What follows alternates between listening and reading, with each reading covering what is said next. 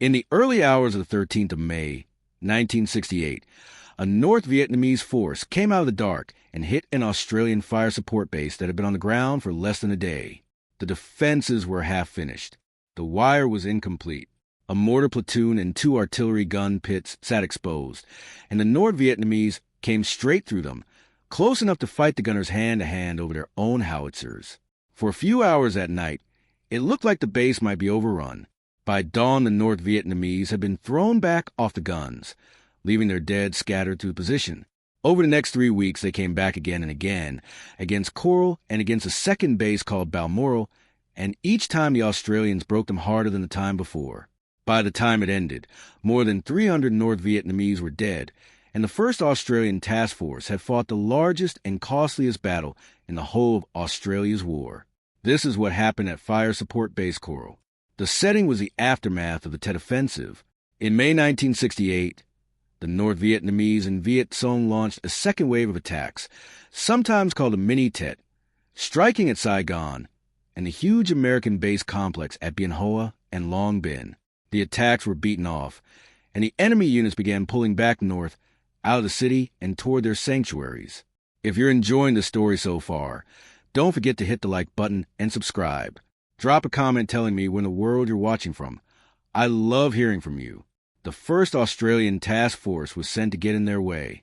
The Australians had spent most of their war down in Phuoc Thi Province, well to the south. Now they were moved up into Bien Hoa Province, about 50 kilometers north of Saigon, into a country they did not know, squarely across the routes the North Vietnamese were using to withdraw. 2 infantry battalions, the 1st and 3rd Battalions of the Royal Australian Regiment, went in with their supporting artillery and armor under the operation that put them right on the enemy's line of retreat. On the 12th of May, they began setting up the first of their fire support bases. They called it Coral. It was a rushed, confused occupation. The helicopters came in through the day, dropping men and guns and stores, and the move was disorganized from the start. There were not enough helicopters to lift everyone quickly, so the units came in piecemeal, late and scattered. The artillery arrived before the infantry that was supposed to protect it, which left the gun batteries sitting forward with thin cover and few riflemen around them. By nightfall, the base was only half ready. Then the weather turned on them. At dusk, a heavy monsoon downpour swept across the position. The shallow scrapes the men had managed to dig filled with water, and mud got over everything, into weapons and ammunition, which would cause numerous rifles and machine guns to jam later that night. The gunners of 102 Field Battery had scraped out holes no deeper than about 15 centimeters before they were called to stand to. The defensive wire was incomplete. The gun pits and weapon positions were not properly dug in. A mortar platoon and the guns of 102 Field Battery sat in forward positions without the protection they should have had. The men knew it was not right. There had not been time to make it right. What nobody on the Australian side fully grasped was that the North Vietnamese were already watching. Through the whole day, North Vietnamese observers had tracked the helicopters coming and going, counted the guns, and read the half-built base for exactly what it was. A regiment was forming up in the dark to hit it that very night, and the Australians inside the wire had no real idea of the scale of what was coming. The first probes came after midnight. Then, at around 3:30 in the morning on the 13th of May, the North Vietnamese launched a full assault, opening with a short, intense barrage of rockets and mortars, and then sending infantry straight into the weakest part of the Australian position. They came at the mortar platoon and the guns. They came through gaps in the unfinished wire. The pre-assault bombardment alone tore through the exposed positions and caused most of the early casualties. Out in front of 102 Field Battery, about 20 meters beyond the guns, Bombardier Andy Fursdyke was lying in the grass with a 7-man M60 machine gun team. He heard heavy rustling in the grass ahead of him in the dark and telephoned command post for permission to open fire. He was told to hold, because headquarters was not yet sure what was happening out there. Then the North Vietnamese stood up almost on top of his team, and the whole position erupted as the barrage came down and the assault swept in. The enemy moved through the mortar platoon at speed, overrunning it before the gunners had any chance to set themselves. The fighting that followed was as close and ugly as it gets. The North Vietnamese overran the mortar platoon and reached the artillery. one of 102 field batteries, 6 105mm howitzers. The number 6 gun was taken by the enemy, swarmed over in the dark. Beside it, the crew of the number 4 gun met the assault head-on, engaging the North Vietnamese over open sights as they came. The gunners and the infantry around them fought back at point-blank range, rifles and grenades and bayonets, trying to hold or retake their own guns with the enemy among them. In that one mortar platoon, 5 men out of 18 were killed and 8 more were wounded, nearly the whole platoon gone in a single night. The Australians did not break. They counterattacked across their own position, fought the North Vietnamese back off the captured howitzer, and recovered it. The gun that had been in enemy hands during the night was back in action by morning, firing in support of the infantry. An Australian artillery history later called the attack on Coral the most sustained ground assault on an Australian field gun position since the Pacific War, and noted that the gunners had their pieces back in action the next morning anyway. If you're hooked on this story, make sure to subscribe and turn on notifications so you never miss an upload. Your support means everything and helps me bring you more emotional stories like this one. What that flat description leaves out is what the gunners actually did to hold on. Artillerymen are not trained to fight as infantry, and they are not supposed to have to. That night they did. When the North Vietnamese got among the guns, the crews lowered the barrels and fired the howitzers over open sights, straight into the attackers at a range of yards rather than miles. They fought with rifles and pistols, and whatever was at hand when the enemy got closer than the guns could depress. Men defended their own gun pits with the breech of the weapon at their backs, knowing that if the position fell, the whole base might follow. The line between gunner and infantryman disappeared somewhere in the dark on the 13th of May, and the men on Coral simply became whatever the fight required them to be. By dawn, the attack had spent itself. The North Vietnamese pulled back, leaving more than 50 dead in and around the base, with the drag marks in the dirt showing that many more had been hauled away. The Australians had lost 9 to 11 men killed and around 28 wounded in that first night. Coral had very nearly fallen in its first hours of existence. The fight had been broken not by the defenders' guns alone. Through the worst of it, American support had come overhead.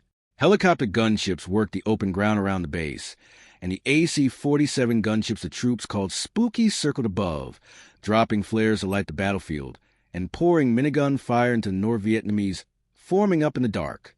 Between the artillery firing over open sights, the small arms along the perimeter, and the fire coming down from the aircraft, the assault that had reached the guns could not be sustained. By around 6:30 in the morning, it was over. When full daylight came, the grim accounting began. Working parties from 102 Battery and the infantry moved across the position, collecting the Australian dead and wounded for evacuation by helicopter to the American hospital at Long Binh. The 52 North Vietnamese bodies left on the position were another matter. An engineer bulldozer dug a mass grave in the ground in front of the guns, and the enemy dead were buried there. The number 6 gun that had been overrun was so badly damaged it had to be flown out slung beneath a Chinook helicopter. The men who were left began cleaning the mud and blood off the gun platforms and getting ready, because no one believed the North Vietnamese were finished. It did not fall, and the Australians made certain it would not fall again. Over the following days, Coral was transformed. What had been a half-dug, exposed position became one of the strongest defensive bases the Australians built in the war. The wire went up properly. The pits went deep. The fields of fire were cleared. The artillery was sighted to cover every approach. And the North Vietnamese, instead of slipping away, kept throwing themselves at it, exactly the fight the Australians had been sent there to provoke. The thing that made Coral so deadly to attack was the way to fire the defenders could bring down. This was a fire support base, and inside the wire-sap batteries of 105mm howitzers, Australian guns alongside New Zealand and American artillery, with American 155mm pieces adding their heavier shells. When the North Vietnamese massed to attack, the forward observers could call all of it onto the open ground in front of the perimeter at once. Guns that normally fired in support of infantry miles away were now firing in defense of their own position, dropping high explosive onto attackers crossing open ground a few hundred meters from the muzzles. An attacking force had to walk through that to reach the wire, and the closer they got, the worse it became. The North Vietnamese understood artillery, and they had planned around it. But planning around it and surviving across open ground were two different things. The New Zealanders of 161 Field Battery, firing alongside the Australian gunners, had done this kind of work for the Australians before. Less than 2 years earlier, at a rubber plantation called Long Tan, a single Australian company had been surrounded by a far larger Viet Cong force and saved largely by mass artillery walked in close around them, much of it laid down by that same New Zealand battery. The men behind the guns at Coral knew exactly what concentrated fire could do to an attacking enemy in the open, and they had the gun line to deliver it. What had nearly cost them the base on the first night, the lack of time to prepare, was the one thing they fixed before the North Vietnamese came back. The North Vietnamese came back at Coral on the 16th of May with another heavy assault, this time better met. The engineers of one field squadron held nearly a third of the perimeter and repelled human wave attacks through the heaviest fighting of the whole operation. The base that had almost been overrun on the 13th held firm on the 16th, and the attackers paid for it in the open ground in front of the wire. Then the Australians turned the idea around completely. On the 23rd of May, Centurion tanks of C Squadron, 1st Armored Regiment, arrived as reinforcements. These were heavy, well-armored tanks with powerful guns, and they changed the math of every fight that followed. Instead of waiting inside the wire to be attacked, the Australians began sending the tanks out with infantry alongside to find the North Vietnamese in their own bunker systems and destroy them. On the 26th of May, a troop of Centurions pushed outside the perimeter and tore apart most of an enemy bunker complex that had been discovered nearby. While Coral was being reinforced, the Australians had pushed a second base further out. On the 24th and 25th of May, the 3rd Battalion, supported by tanks, established fire support base Balmoral about 4.5 kilometers north of Coral. If Coral had been bait that almost got swallowed, Balmoral was bait set with a trap already built. The North Vietnamese took it. They attacked Balmoral on the 26th of May and again on the 28th. Both times they ran into a base that was ready for them, defended by infantry dug into proper pits, backed by artillery, with Centurion tanks inside the wire and air support overhead. The result was one-sided. On one of those nights the attack was broken little more than an hour after it began. Australians found 6 North Vietnamese dead right in front of their lines, with the drag marks again telling of many more carried off, against the loss of 2 of their own men. The North Vietnamese who survived the assault on Balmoral faced a grim morning. Some had gone aground in shell craters out in the open grassland, trapped between their own lines and the Australian position. When daylight came and they tried to run for it under cover and mortar fire, most were cut down crossing the open ground.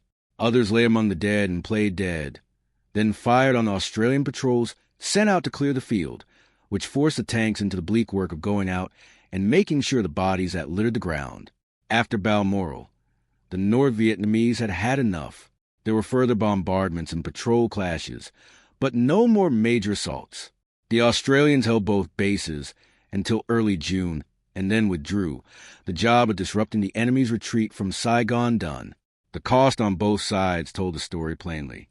Over the 26 days of the battle, from the 12th of May to the 6th of June, the 1st Australian Task Force lost 25 to 26 men killed and around 100 or more wounded. The average age of the dead was 22. Against that, the Australians accounted for more than 300 North Vietnamese killed over the 4 weeks of fighting, with hundreds of weapons captured, and the true enemy losses were almost certainly higher, given how many bodies were dragged away in the dark. The honors came, many of them late. Every Australian unit that fought at Coral and Balmoral was awarded the unit citation for gallantry. Private Richard Norden, who fought with extraordinary courage near Coral, recovering a wounded comrade in the body of the forward scout under fire, would eventually be recognized with the Victoria Cross, decades after fact. The victory was real, and like every fire-based fight in that war, it was not clean. Coral was thrown together in a hurry, occupied in confusion, and very nearly overrun in its first hours because the defenses were not ready and the intelligence had not anticipated the scale of what was coming. The men who died in that first bombardment and the first rush onto the guns paid for those failures. Critics afterward argued that the casualties were heavy for a static defensive operation, that the bases had been planted in open ground before they could be made safe. The men who held those bases had no say in where they were planted. They only had a say in whether they would hold, and they held. There's a thread that runs out of this battle and back into the wider war. The North Vietnamese formations that bled themselves against Coral and Balmoral were main force units, the kind that had spent the whole war attacking dug-in positions and being torn apart against them, then rebuilding and coming back to do it again. They had done it against the Americans at fire bases across the country. In May 1968, they did it against the Australians, and the result was the same. A regiment that thought it was hitting an exposed, half-built base in the dark found that the men inside the wire would not break, and that every night they came back, the killing ground only got worse. A North Vietnamese force looked at Fire Support Base Coral on its first night, saw unfinished wire and exposed guns and men who had barely arrived, and decided it was ripe to be overrun. They were right that it was vulnerable. They were wrong about the men. It cost them the better part of a month and more than 300 dead to learn that the Australians had come north for exactly this fight and meant to win it. Thank you so much for watching until the end. If you loved this story, check out the other videos on your screen now. I think you'll really enjoy them. And don't forget to subscribe if you haven't already. See you in the next story.